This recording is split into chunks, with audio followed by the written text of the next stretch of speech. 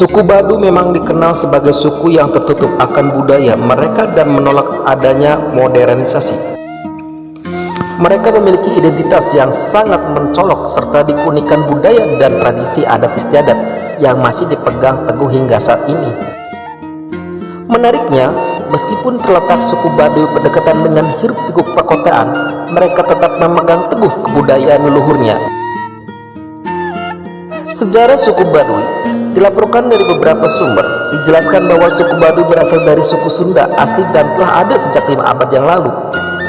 Mereka mendirikan satu wilayah tanah Keneks dan mengukuhkan diri mereka sebagai orang Kajeroan, yang artinya Baduy dalam. Masyarakat umum Kanekes atau yang sering kita sebut dengan masyarakat Baduy secara terbagi menjadi 3 kelompok, yaitu Tangtu, Panamping, dan Dangka. Kelompok Tangtu adalah kelompok yang dikenal sebagai Baduy dalam, yang paling ketat mengikuti adat, yaitu warga yang tinggal di ketiga kampung, Cibeo, Cikartawana, dan Cikesik. Pendapat mengenai asal-usul orang Kanekes sangat beragam.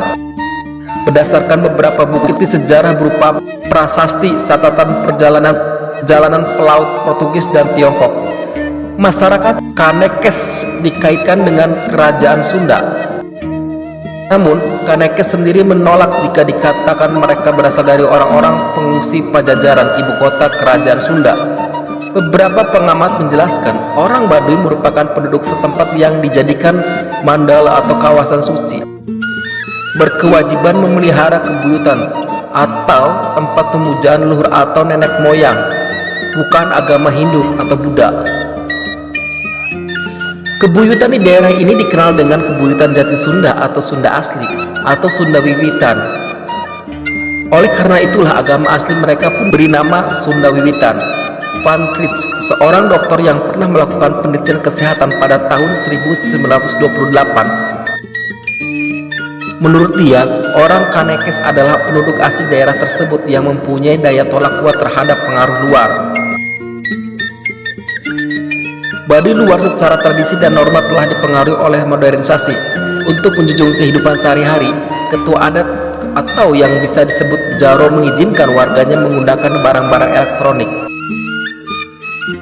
Mereka juga umumnya lebih terbuka dan mau menerima tamu dari luar kota, bahkan mancanegara untuk menginap di rumah mereka.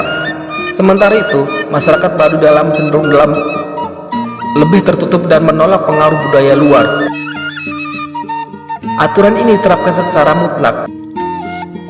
Perbedaan mencolok juga terlihat dari cara berpakaian. Baju keseharian masyarakat Baduy umumnya dominan berwarna putih, meski terkadang bagian celana saja berwarna hitam atau biru tua.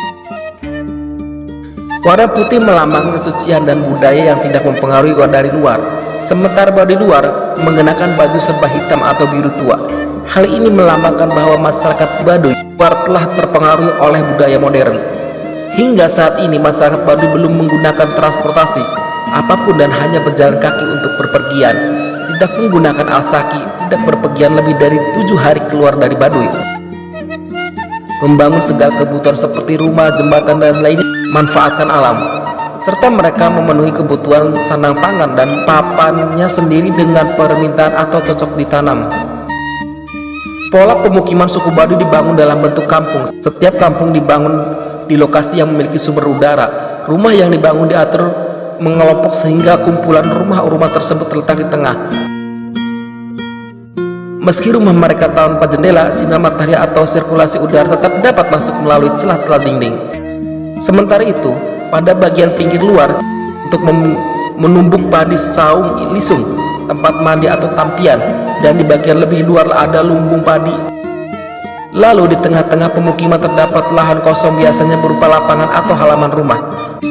Lahan kosong ini difungsikan sebagai tempat bermain anak-anak, menjemur pakaian atau aktivitas lainnya. Pikukuhan Baduy adalah larangan adat yang menjadi pedoman bagi aktivitas masyarakat Baduy yang berlandaskan pada ajaran Sunda Wiwitan. Masyarakat Baduy tidak boleh mengubah dan tidak boleh melanggar segala sesuatu yang ada dalam kehidupan ini yang telah ditentukan. Hingga kini, Pikuku Baduy tidak mengalami sedikit pun perubahan.